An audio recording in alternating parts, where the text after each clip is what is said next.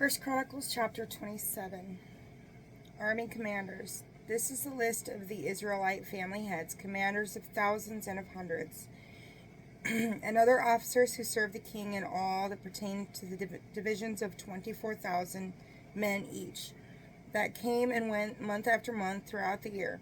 Over the first division for the first month was Ishbaal, son of Zebdiel, and in his division were 24,000 men, a descendant of Perez. He was chief over all of the commanders of the army for the first month. Over the division of the second month was Eleazar, son of Dodo, from Aho, and in his division were 24,000 men. The third army commander for the third month was Benaniah, son of Jehoiada, the chief priest, and in his division were 24,000 men. This, Benaniah, was a warrior among the 30, and over the 30 his son Amihazbad was over his division. Fourth for the fourth month was Asael, brother of Joab, and after him his son Zebediah, and in his division were 24,000 men. Fifth for the fifth month was the commander Shemhuth, a descendant of Zerah, and in his division were 24,000 men. Sixth for the sixth month was Arison of Ikesh from Tekoa, and in his division were 24,000 men. Seventh for the seventh month was Helez from Bethpeleh of the Ephraimites, and in his division were 24,000 men. Eighth for the eighth month was Sabbakai, the Hushathite, a descendant of Zerah, and in his division were 24,000 men. Ninth for the ninth month was Abiathar from Anathoth of Benjamin, and in his division were 24,000 men. 10th for the 10th month was Maharai from Netophah, a descendant of Zerah, and in his division were 24,000 men. 11th for the 11th month was Benaniah, the Perethonite of the Ephraimites, and in his division were 24,000 men. 12th for the 12th month was Heldai, the Netophathite of the family of Othniel, and in his division were 24,000 men. Tribal leaders. Over the tribes of Israel, for the Reubenites, the leader was Eleazar, son of Zichri. For the Simeonites, Shephatiah, son of Maacah. For Levi, Hashabiah, son of Kemuel. For Aaron, Zadok. For Judah, Eliab, one of David's brothers. For Issachar, Omri, son of Michael. For Zebulun, Ishmaiah, son of Obadiah. For Naphtali, Jeremoth, son of Atzriel. For the Ephraimites, Hoshea, son of Azariah, for the half-tribe of Manasseh. Joel, son of Pedaiah, for the half-tribe of Manasseh in Gilead. Iddu, son of Zechariah. For Benjamin, Jaatziel, son of Abner. For Dan, Atzirel, son of Jehoram. These were the commanders of the tribes of Israel. David did not count those who were 20 years of age or younger, for the Lord had promised to multiply Israel like the stars of the heavens. Joab, son of Zeruiah, began to take the census, but he did not complete it. For because of its wrath fell upon Israel, therefore the number was not recorded in the book of Chronicles of King David. Overseers. Over the treasuries of the king was Amaveth, the son of Adiel. Over the treasuries in the country, the cities, the villages, and the towers, was Jonathan, son of Uzziah. Over the farm workers who tilled the soil was Etzri, son of Shalub. Over the vineyards was Shammai from Ramah, and over their produce for the wine cellars was Zabdi, the Shiphomite. Over the olive trees and the sycamores of the Shephelah was Baalthanan, the Gederite, and over the stores of all was Joash. Over the cattle and grazed in Sharon was Shitrai, the Sharonite. And over the cattle in the valleys was Shaphat, the son of Adlai. Over the camels was Obil, the Ishmaelite. Over the donkeys was Jediah, the Meronothite. And over the flocks was Jaziz, the Hagrite. And these were the overseers of King David's possessions. David's court, Jonathan, David's uncle, and a man of intelligence, was counselor and scribe. He and Jehiel, the son of Hashmoni, attended the king's sons. Ahithophel was also the king's counselor, and Hushai the Archite was the king's friend. After Ahithophel came Jehoiada, the son of Benaniah, and Abiathar. The commander of the king's army was Joab. 1 Chronicles chapter 28. The assembly of Jerusalem. David assembled at Jerusalem all the commanders of Israel, the tribal commanders, the commanders of the divisions who were in the service of the king, the commanders of thousands and of hundreds, those in command of all of the king's estates and possessions, and his sons together with the courtiers, the warriors, and every person of substance. King David rose to his feet and said, "Hear me, my kinsmen and my people. It was my purpose to build a house of repose, myself for the ark of the covenant of the Lord, the footstool for the feet of our God. And I was preparing to build it, but God said to me, You may not build a house for my name, for you are a man who waged wars and shed blood. However, the Lord, the God of Israel, chose me from all of my father's family to be king over Israel forever. For he chose Judah as leader.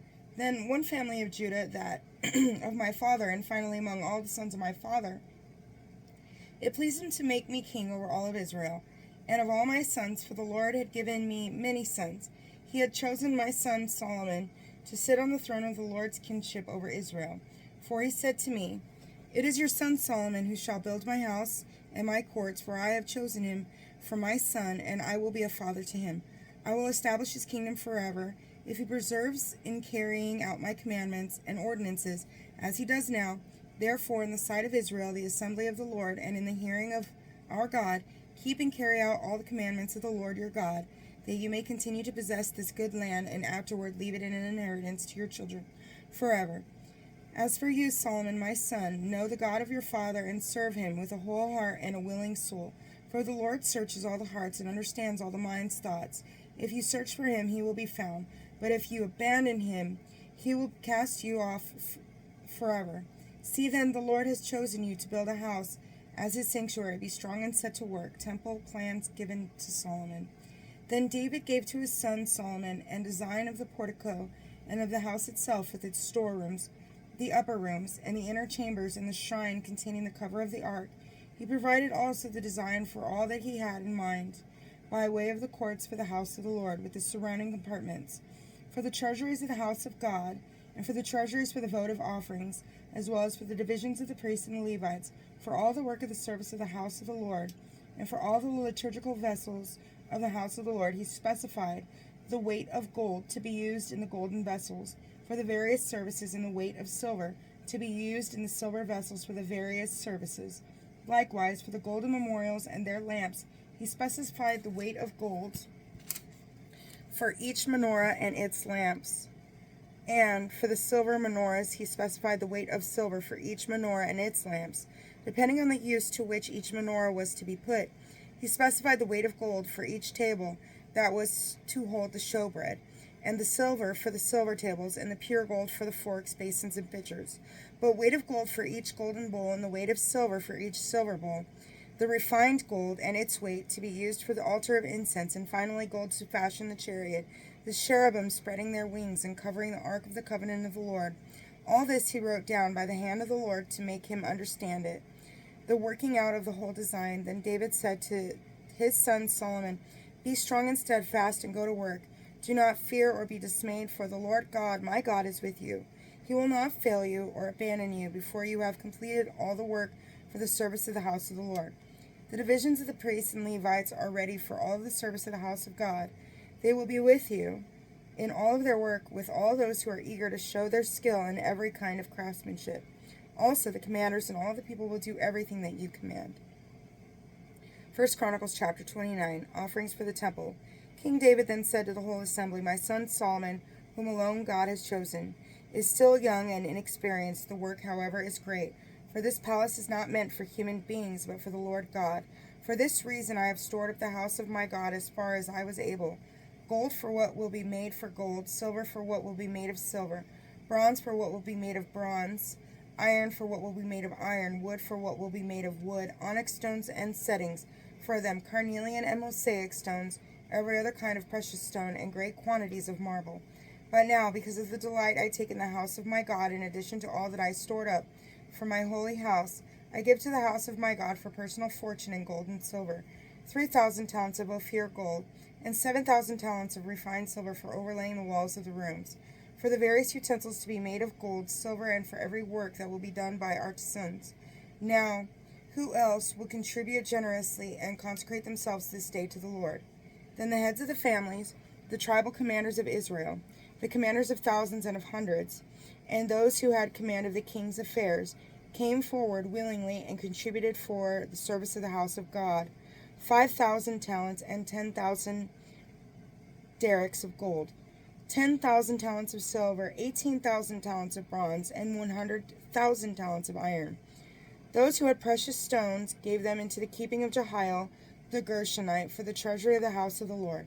The people rejoiced over the free will of offerings, for they had been contributed to the Lord wholeheartedly. King David also rejoiced greatly. David's prayer.